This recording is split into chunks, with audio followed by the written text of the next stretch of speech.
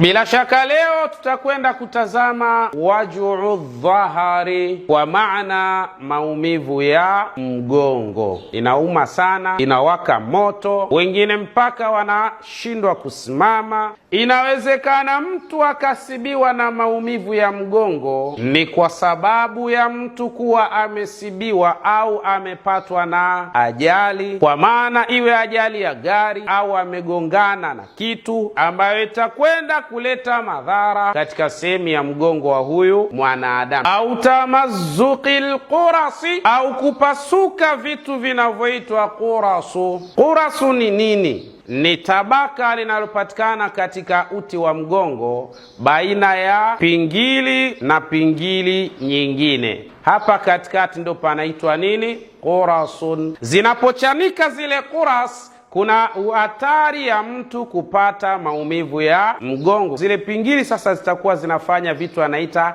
al-ihtikaku, kwa maana kusuguana, ambao tunafahamu kwa maana kurasi hizo takriban zinakuwa 20 na ngapi? Na 3. Katika kitu ambacho kilichokuwa kinashangaza ni kwamba mtoto anapozaliwa akiwa mdogo, yeye anakuwa na uti, yani hizi pingili za uti wa mgongo zinakuwa nyingi kuliko za mtu mzima, na kila jinsi anavyozidi kuwa mkubwa ndio zinapungua mpaka zinafika 20 na ngapi? Na 3. Sasa hizi qurasu zinakuwaje? Umbile lake kwanza, Mwenyezi Mungu alivyoziumba, muronon, zina unyevunyevu, zina ulaini, kama zina mafuta fulani hivi kwa ajili ya kulainisha ile isije zikasuguana. Na Mwenyezi Mungu Subhanahu wa Ta'ala ameziumba hizi qurasi, takriban zina 95% ya maji. Kwa nini Mwenyezi Mungu ameweka maji hapo kwa 95%? Yanatoa fursa katika hizi qurasi, katika uti wa mgongo, liintifahi,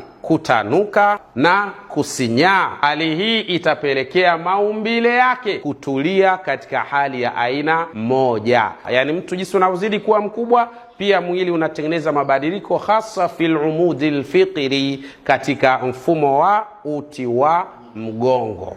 Lakini kadhalika, na inawezekana ikasababisha baadhi ya anwai aludwa, baadhi ya bakteria, aina za bakteria wanaweza wakasababisha nini? Maumivu ya mgongo. Kiwa kama wewe ni muhanga wa tatizo hili, una maradhi ya uti wa mgongo, ufanye nini? Hili ndio swali muhimu. Al-ilaj, matibabu. Sasa huyu mtu ambaye anayesumbuka sana na tatizo la mgongo, mgongo unauma sana, ajiwekee utaratibu wa kunywa kikombe cha maziwa ya ng'ombe halisi kabisa, maziwa hayo lakini yalowekwa ndani yake asali halisi ya nyuki. Tena unakunywa katika mfumo wa dozi: asubuhi kikombe kimoja, mchana kikombe kimoja, jioni kikombe kimoja. Tumia hivyo kwa utaratibu kwa muda wa masiku yasiyopungua 40. Kisha uchanganye hivi vinavyokuja. Changanya nini? Urojorojo unaopatikana katika mifupa ya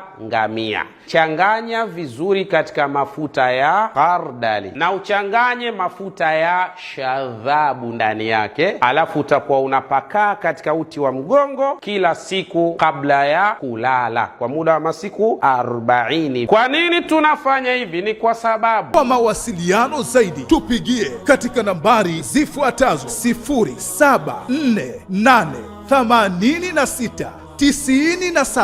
0748869733 au